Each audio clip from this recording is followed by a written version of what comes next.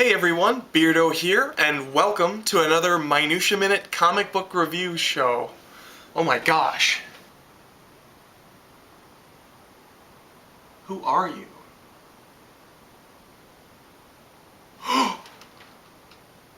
You can call me Beardy. I'm the you of Earth 2. I can't believe it, but yet you're here. What's different about you than from me? Well, for one thing,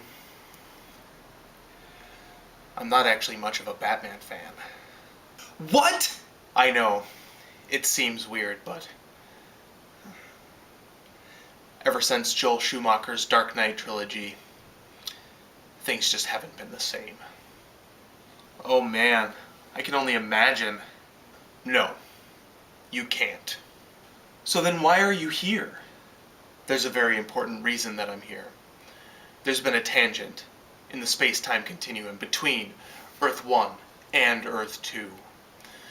There are a lot of changes, obviously, that occur between our two worlds, but this is a change that never should have taken place, and it's threatening to rip apart space-time as we know it. You have made a grave, grave error. But what mistake did I make? It will be revealed soon, but for now, continue with your reviews. Okay, I'm gonna do the reviews. So, gosh, Beardo here. You're still watching Minutia Minute. Things are getting pretty strange around here, but despite that, it's important for my sense of journalistic integrity that we continue with these reviews. So here it is. I've got a stack of books. And today, let me tell you, this is a stack of books that it's kind of unlike any other stack of books you've seen from me. Usually, I try to get around 5 to 6 books a week. Some weeks now, like things, just the way shipping schedules have changed from the books I pick up. Some books I get, or some weeks I get a big chunk of books, then I only have a couple in the middle of the week, or the middle weeks of the month, and then the last month I kind of get slammed with a lot of books. Well, this week was a combination of I got slammed with a lot of books, but also it was my birthday week. And by the way, thank you everyone who wished me happy birthday. I really appreciate that. That was really nice.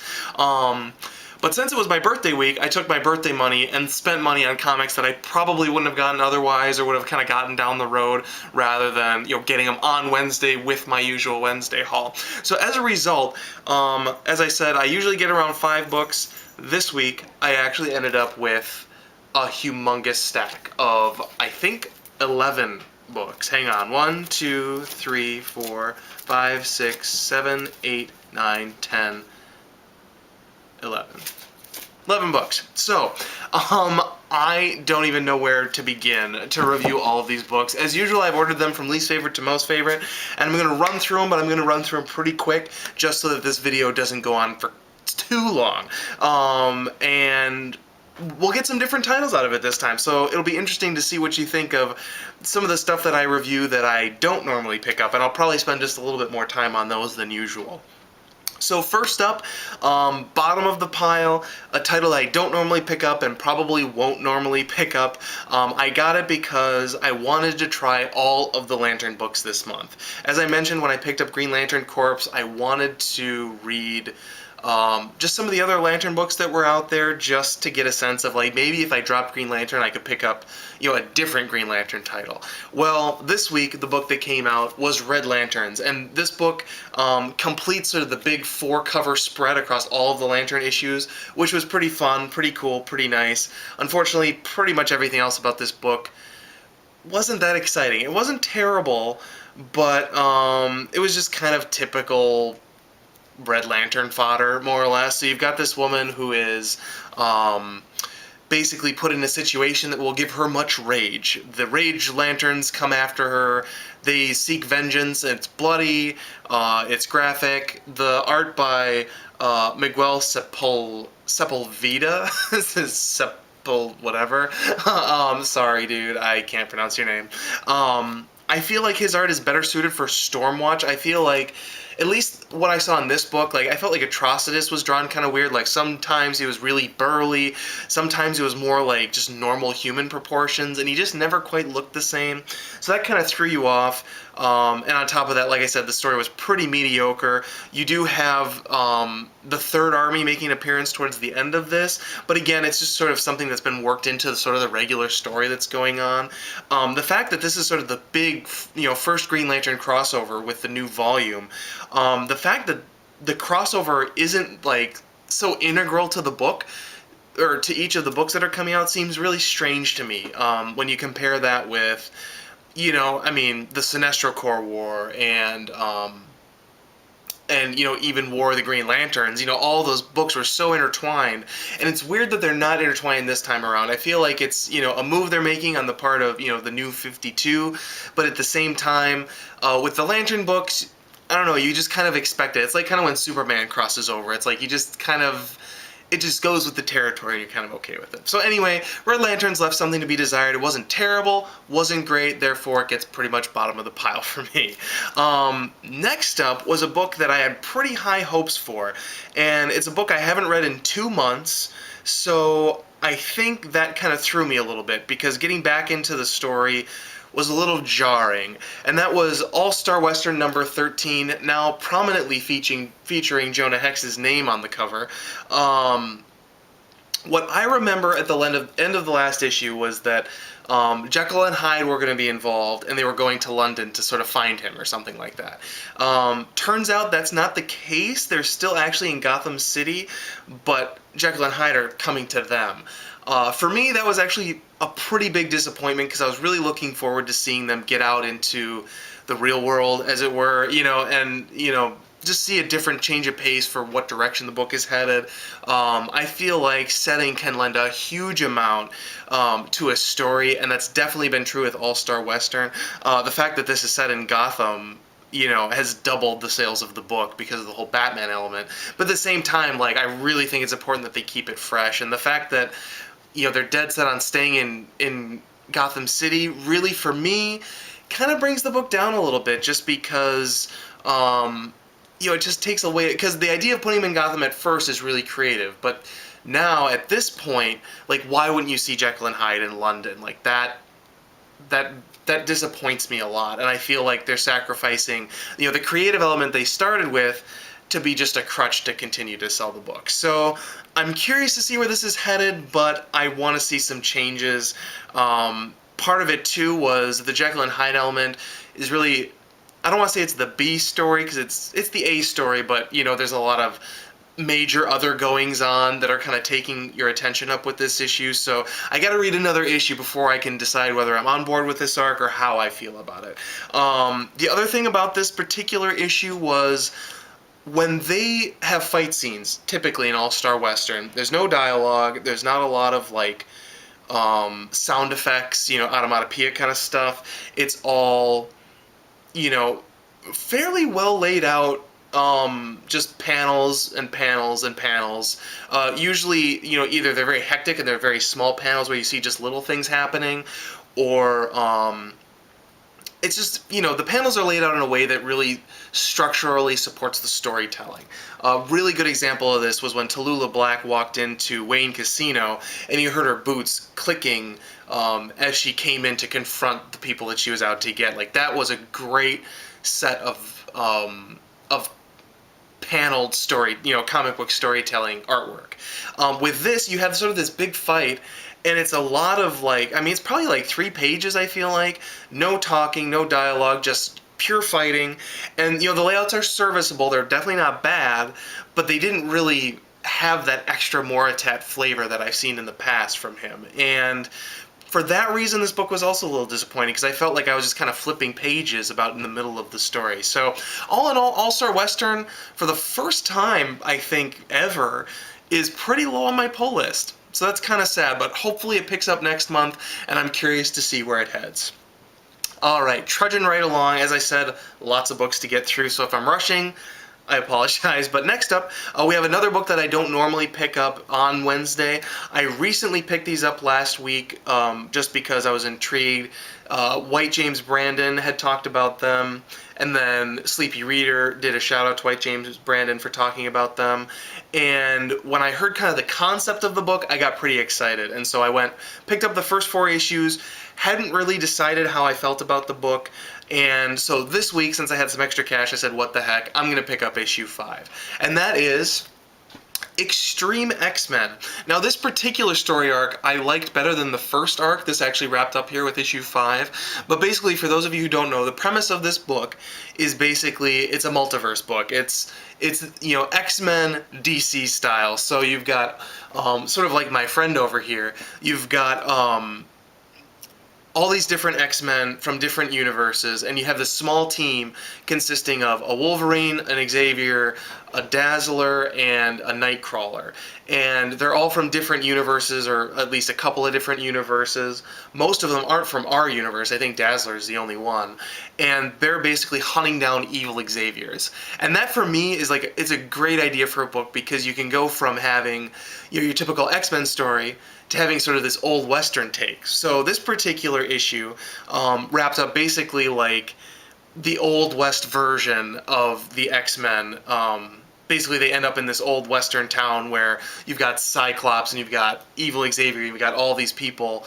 And it's, you know, it's just fun. It's X-Men in the Old West. I guess what else can I say about it? Now, the downside with this book is, and the reason why I'm actually still on the fence about it, is I feel like the dialogue is a little bit clunky at times, and like some of it's just not believable. Like if you read it out loud, like it's literally like, I will go do this, ha, you know. It's just weird stuff like that. And it also feels like, since they are kind of jumping all over the place, I haven't quite seen the through line. Like there's a sense of an overall arc, but it's hard to tell if that overall arc is really just going to accumulate to a bunch of little storylines, or if that's really going to build up to something bigger. In addition to that, since they are jumping all over the place, I feel like they're not spending enough time in some of these worlds. It feels like the storytelling is very, very rushed at times. So that's why I'm kind of on the fence about it, but I still really love the premise. I really enjoyed, you know, seeing the X-Men in the Old West. What could be better? Cyclops' visor was pretty cool, and who knows, you might see this on my pull list next month. Might check this one out one more time. Alright, next up, a book that I didn't get at the time, and again, it's another one that I've actually been picking up, but not on the week. More like sort of at the end of the month or whatever, I'll just happen to grab it. But I haven't been getting it regularly. I can't say that I'm going to, based on the strength of this issue, because the first couple issues really intrigued me, and then it's kind of dragged a little bit. Now, what I'm talking about is Revival. Now, I'm from the Midwest. I'm not super close to Wausau, which is, I believe, where this takes place. Wausau, Wisconsin, I think. Gotta remember there. But anyway, I'm not super close to there, but I'm not super far away. So there's an element of this being kind of close to home, which I really like. I'm also a big fan of Invasion of the Body Snatchers, and there's this strange sort of element with that going on in here, but it's twisted because it's also a zombie story. I'm not going to go too far into that, just because I did talk about Exsanguin last week, and I talked a little bit about my feelings about what Tim Seeley might be trying to do with this. But the thing is, I feel like I'm not honestly entirely sure what's wrong with the book for me, and maybe you guys can leave a comment below and let me know what you think, because for me, it's a little bit maybe soap opera-y, like not quite enough happens issue to issue. You get some sort of major beats, but it's all kind of spread thinly out along a lot of sort of dialogue and fillery kinds of things. I guess that's the only way I can really explain it. So for me, Revival is something I enjoy, but it's not something I'm necessarily going to continually pick up every Wednesday when it comes out. I was glad I got this issue, since I had the extra money, but I can't guarantee this book's always going to get my $2.99. But it was a pretty good read, so there you go. Alright, now next up was a book that I did pick up the 0 issue for this, and I really enjoyed it, and I regretted, it was one of the few books that I regretted that I was doing my big Batman, month-long Batman video month thing. And the reason was, I thought that the 0 issue for this took a tried and true story, made it exactly what you would expect it to be like. But the characterization of the people that they were portraying it was just a little bit fresh, a little bit new, and the tone of the book was just a little bit different than what you'd expect. And that was Scott Lobdell's Superman, issue number 0. And I did pick up issue 13 today, and this was a good read. We're getting into this sort of the middle ground, so these are the ones that they're not perfect books, but they're good books, right? And this is definitely one of those, because there are elements of this. Anything new that Scott Lobdell's bringing into the book, basically, I really enjoyed. I think that this Hell on Earth thing could be pretty interesting. I like that they're getting into some new Krypton characters again. But at the same time, there are also moments where they call back to some of the changes that they made with the New 52. Some things about Lois Lane in this that are just, like, awful. And honestly, all the New 52 Superman sort of, editorially driven decisions that they made, when those come out in this book, I hate the book. But when Scott Lobdell's just writing his story, I like the book. So again, I'm a little on the fence with this one too, but I think I am going to continue to pick this up because I do really enjoy Kenneth Rocafort's art, if nothing else. And Scott Lobdell has a different tone for the Man of Steel that I think could potentially be really appealing. One thing I will say about it, though, is, in the very beginning, and if you read the previews that were in the back of all of last month's issues, you'll know that Superman is basically like bench pressing the entire Earth's, like the equivalent of the weight of the entire Earth. And if the whole point of revamping Superman was to make him a little bit more vulnerable, not necessarily the best way to go about that. But, for me, that's fine. I could care less if he's invulnerable. The big news with this issue, again, this is something I'm not going to talk a ton about, because actually the person you need to watch is Agent 42Q, because he talked about this a lot, and he did more than enough justice to it, so I'll just let him talk about it. Go watch his last Wednesday haul video if you want to know more. But the big news with this issue is that Superman is quitting the Daily Planet, and it's sort of this big statement about, it's intended to be this big statement about, where journalism is at now compared with where it has been in the past. Honestly, that's a little bit of like a golden age kind of a conundrum, because I feel like no matter what world we live in, like, journalism isn't as awesome as we like to think it may have been in the past, but all in all, the way it was executed in this was really good, and they had a really, really nice twist on the truth, justice, and the American way line that seems to be continually getting shied away from. When Clark Kent basically is quitting, he's like, I thought journalism was supposed to stand for truth, justice, and god damn it, I'm going to say it, the American way. And I thought that was a great moment, because it was kind of, taking that phrase back and letting it mean what it was supposed to mean without having to be bogged down by political correctness. So that was really the high point for this book. Definitely enjoyed it. I recommend it. I think it's good, even though, again, it's New 52 Superman, so you gotta take some of that stuff with a grain of salt. Alright, next up, another Zero issue I picked up that, again, I kind of enjoyed it, but this is an issue that kind of suffers from the last Zero issue, because we're kind of getting two origins. We're getting the Zero issue origin, which is just the origin of the person, and then now we're getting the origin of his superhero persona with issue 1, and that is the Talon. So how do I feel about the Talon? The reason that I kind of enjoy this book, because I wasn't going to get this, and I know I'm the Batman nerd, but, honestly, I'm pretty good about saying no to titles like this, yet here I am getting it. And I think the thing that intrigued me when I looked at the Zero issue, and when I just heard about the solicitations, was he's going to be an escape artist, and it kind of struck me.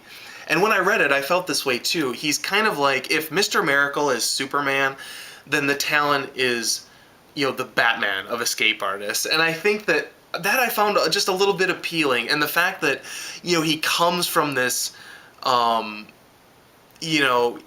evil society that he's trying to break free of, and he can never quite get away from it, and he can never quite escape. Just the metaphor of that, if they don't overplay it, could be enough to make this just a good, fun book with just enough in it to make it quality, but not so much that it's heavy-handed and just trite. We'll see where they go with it. I know that Scott Snyder's going to be co-writing on this for the first several issues before they take off the training wheels with James Tynion IV. Honestly, I want to read this, if nothing else, to see what the difference is between Scott Snyder and James Tynion, because I feel like James Tynion could be a really, really great writer, but I also feel like it might just be Scott Snyder telling Tynion what to do. So I think I am going to pick this up for a few more issues. After Scott Snyder's off of it, we'll kind of see where it's at. But for now, I'm kind of on board with the talent. It's not nearly as bad as I was afraid it was going to be. And it's not nearly as... I don't want to say it's not nearly as owly, because it's very owly, but it's not... it doesn't feel like the Batman cash-in that I'm sure at least it started as. So there you go. Check it out. Alright, now the next two books I'm looking at were kind of read very similarly to me, and they kind of get a tie, although the second book I'm going to talk about definitely, I think, edges out just because it's made such big improvements over the last several months, really, for me. But I'm getting ahead of myself. Let's talk about the first of the pair. The first one is The Flash, and the thing about The Flash is, you get all of these story elements that have been driving me insane since like issue 6 were starting to culminate with issue 12 and the annual, particularly the annual. And I know that there was some mixed messages from, or not, mixed reviews of that book just because of the fact that it jumped around in story, and some people liked it, some people didn't. Honestly, I just had a ball with it. I generally really enjoyed it. Although I can definitely see where people's criticisms came from that. And then at the end you have Gorilla Grodd coming in, and you have sort of, you know, for me, he's kind of the representation of quite a few lost plot lines having to do with the Speed Force kind of coming back full force. And for 2 months, I waited for this book to come out to see what happened next. And I was not disappointed. You know, the thing that made that last book, the annual in particular, really great is it was a really great rogues story. And this really integrated the Flashness of the Flash with those rogues. You kind of get them sort of realizing that they have to kind of team up against this greater threat. And so you get to see both, you know, the Flash be the owner of his own book, but at the same time you still get to enjoy and relish the Rogues Gallery that Flash has, which, you know, as pretty much everyone knows, the Rogues Gallery is really what makes the Flash comic book as good as it does, or as good as it is. So, anyway, all in all, it was a fun read, and the thing that made this book similar to the book that I'm about to talk about is that it is the culmination of a lot of different things, and you feel like the book's getting really hectic and things are really picking up the pace, and, you know, a Flash book that reads very fast. So, all in all, pretty good. I enjoyed this one. Now, the other book that has a lot of things culminating, a lot of things kind of coming together, is The Amazing Spider-Man. And this is a book that I've been hating on since I started picking it up. I have decided I am dropping this book after 700. I'm not even going to try the Superior Spider-Man. David Lee, who's getting my digital copies from this because he won a prize, we worked out together what book we're going to get instead, but more on that later.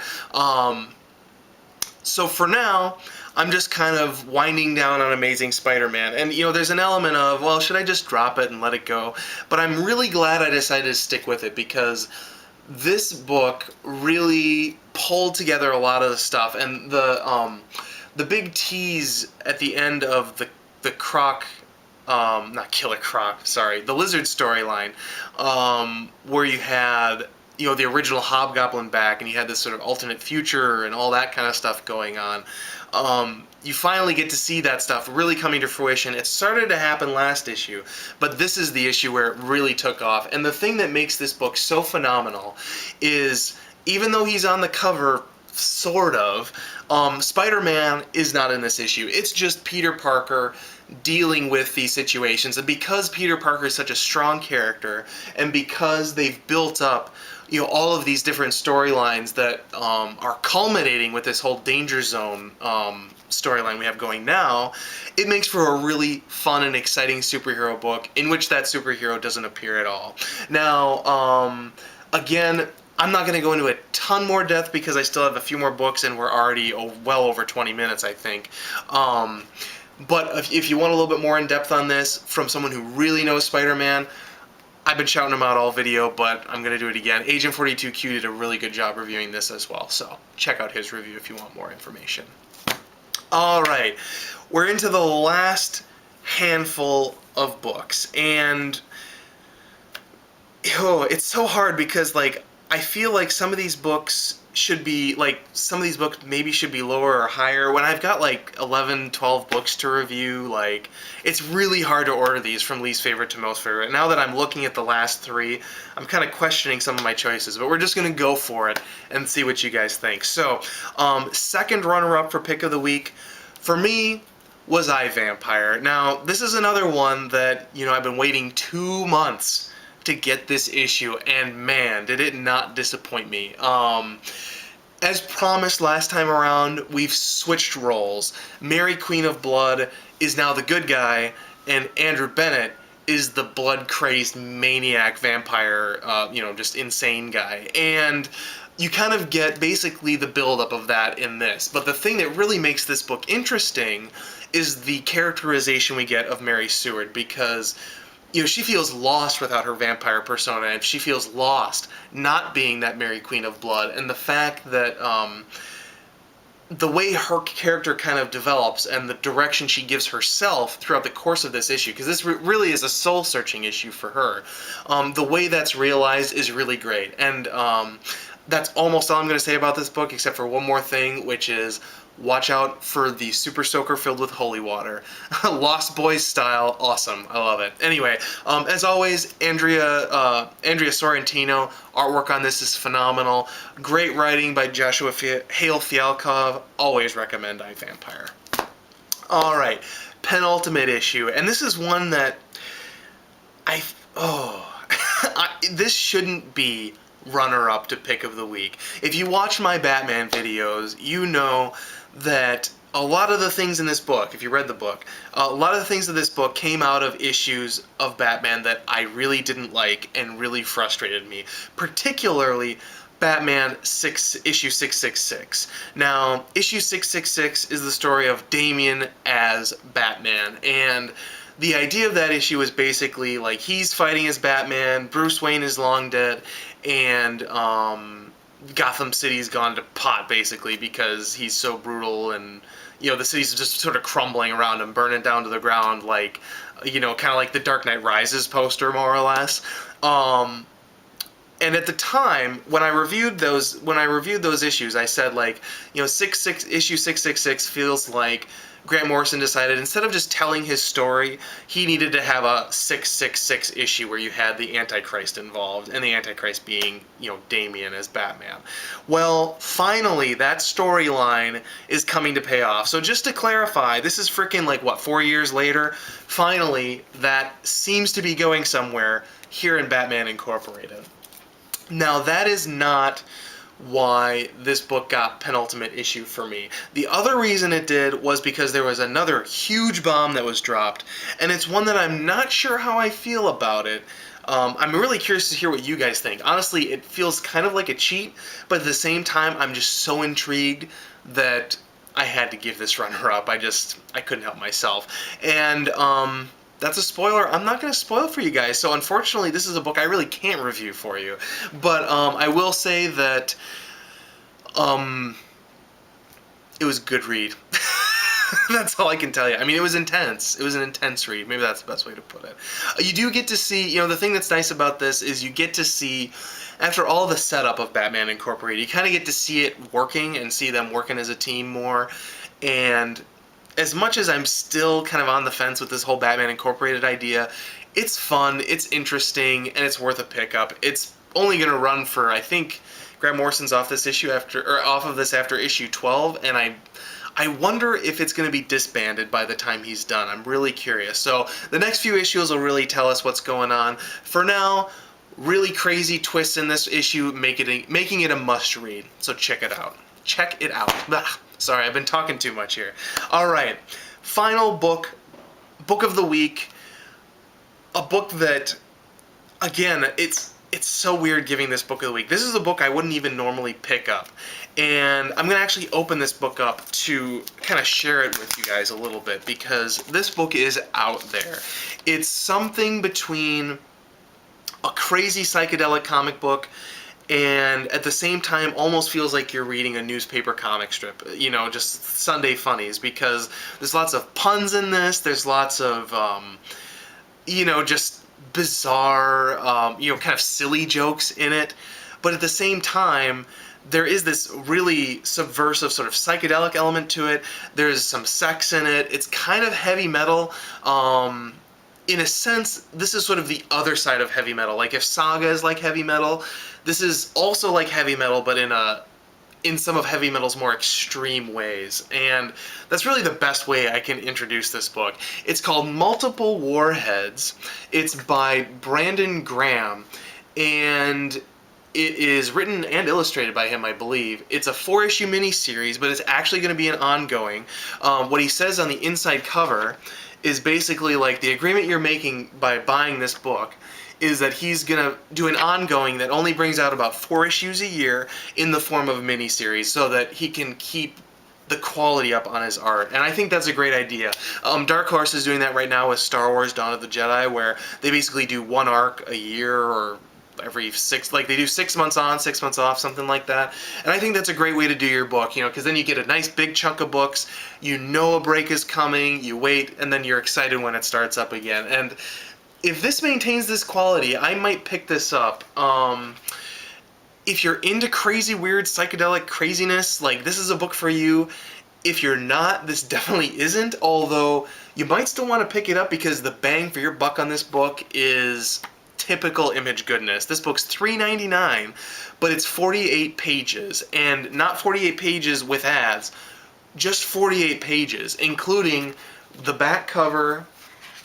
Well, actually, including that, then if you include the cover, it's actually 52 pages. You've got the cover, you've got the interior cover, which the only thing that isn't really tied to the story is basically the, you know, the fine print at the very bottom. And then on the back cover, you get a comic strip, and then you get more comic strip on the back cover, or on the back cover. And then in between, it's just wall-to-wall artwork. It was pretty crazy. And like, if he's putting out like 4 of these a year, like he's putting out just as much as everyone else does yearly. He's just doing it in nice big volumes for us. Now, what is this story about? It's about this world in which basically people, oh, this is gonna be impossible to explain, but basically there are certain people that are bred to have tons of extra organs, which are harvested, and then like gods inhabit these people, and all kinds of other crazy weird stuff happens. And then there's these 2 main characters that you see on the cover that are kind of on the run, and there's weird robots, weird aliens, weird mutants, weird everything. The reason why I picked it up was honestly solely for the artwork, because as much as like weird psychedelic things don't usually appeal to me, weird psychedelic artwork does in fact really appeal to me. And I'm gonna scroll through here and try and give you a good example. Like this is the page I opened up to when I first opened up the book at the shop. And you can see what I mean by like crazy psychedelic. But even though the inks are really soft on this, it's really just well done artwork. Even though it's just completely out there, it's really well done, and I just had to know what this book was going to be like. So it's exactly what it looks like, but it's surprisingly funny. Like, as much as it's, like I said, filled with kind of cheesy jokes and like over-the-top puns and almost bordering on obnoxious, it's so pervasive that you find yourself laughing anyway. So for me, this was actually pick of the week. Not necessarily because it was the best book I read, but because it was the most innovative and it was the most off-the-wall, unexpected choice. So there you go. Pick of the week is Multiple Warheads. Now, reviews may be done,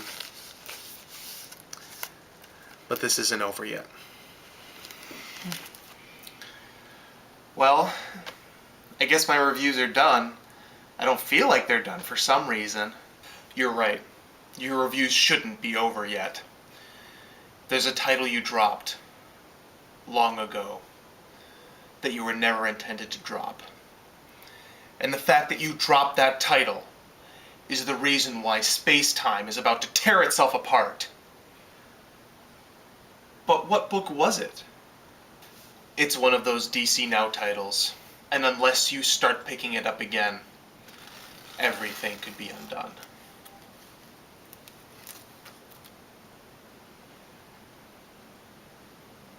Oh, come on! I got so much crap for not picking up that title anymore. I mean, seriously? It was justified.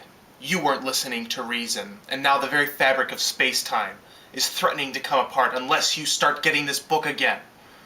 So what are you gonna do? I'll take it. Thank you. Will I ever see you again? Yes. This is only the beginning. There will be a reckoning. A crisis. To be continued.